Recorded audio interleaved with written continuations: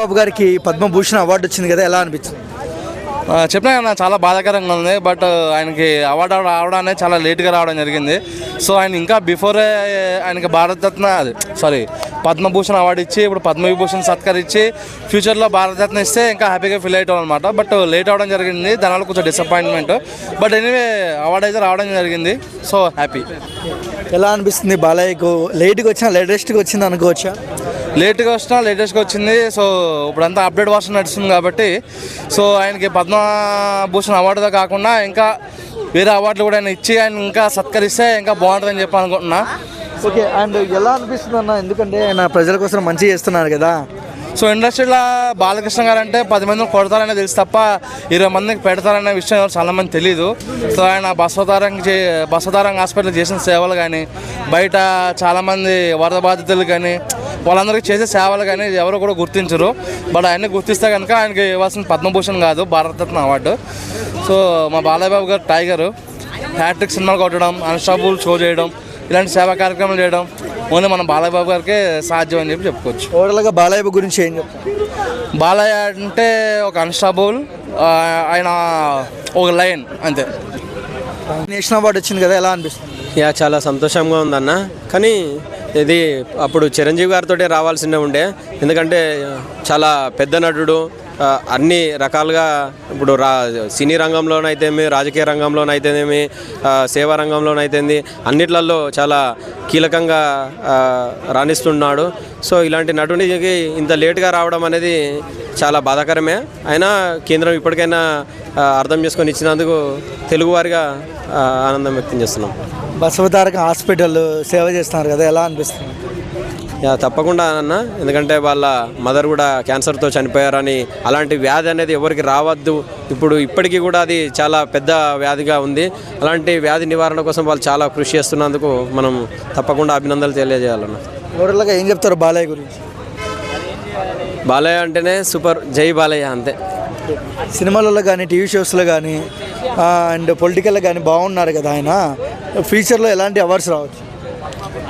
తప్పకుండా పద్మవిభూషణ్ కూడా రావాలి. ఎందుకంటే గతంలో చూసినట్టయితే మనం చిరంజీవి గారికి కూడా పద్మభూషణ్ తర్వాత పద్మవిభూషణ్ వచ్చింది.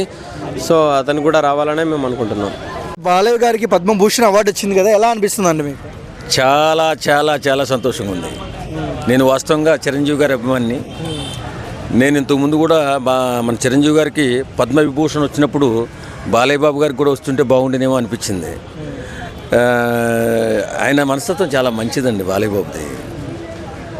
తర్వాత ఆయన సేవాగుణం, 3 సార్లు ఎమ్మెల్యే విక్టరీ. అలాగే ఆయన క్యాన్సర్ హాస్పిటల్లో ఆయన చేసే సేవలు ప్రతిదీ కూడా అంటే పెద్దగా చెప్పుకోరాళ్ళు అంతే. మంచి ఆయనకు రావడం చాలా సంతోషంగా ఉంది. ఎప్పుడో రావాల్సిన అవార్డు టూ లేట్ కానీ లేటెస్ట్గా వచ్చింది అంటున్నారు.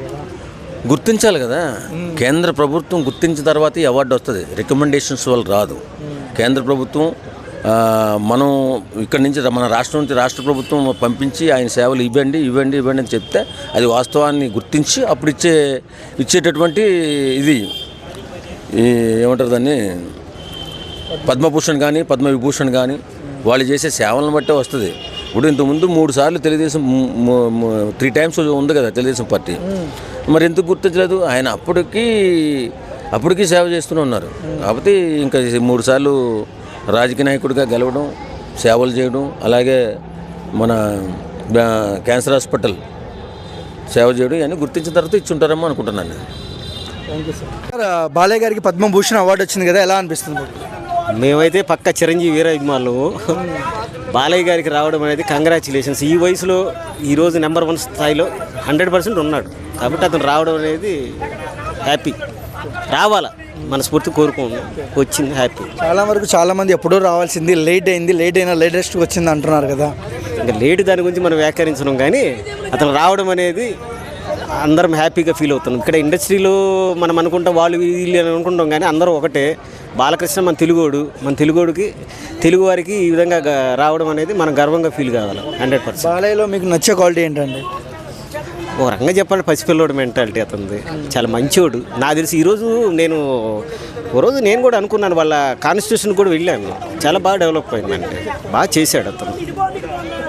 ఫ్యూచర్లో ఇంకా ఎలాంటి అవార్డ్స్ వస్తే కారణాలు?